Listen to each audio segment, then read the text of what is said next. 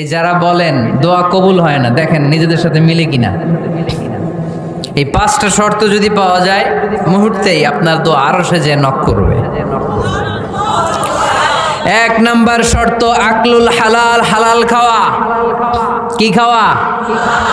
আমরা দুইটাই খাই,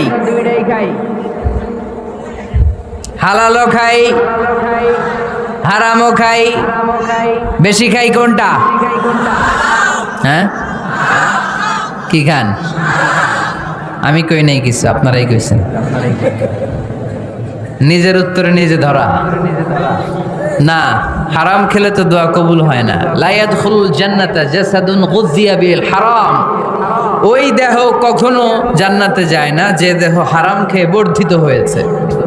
কেন দোয়া কবুল হয় না? মিলিয়ে নেন নিজের জীবনের সাথে, জাস্ট একটু মিলিয়ে নেন, খেয়াল করেন। আকলুল হালাল এক নম্বর শর্ত। ইউর ইনকাম শুড বি হালাল, ইউর ফুড শুড বি হালাল, ইউর ড্রিঙ্ক শুড বি হালাল, ইউর ফ্ল্যাট শুড বি হালাল, your bank balance should be হালাল। চিল্লায় বলেন ঠিক কিনা?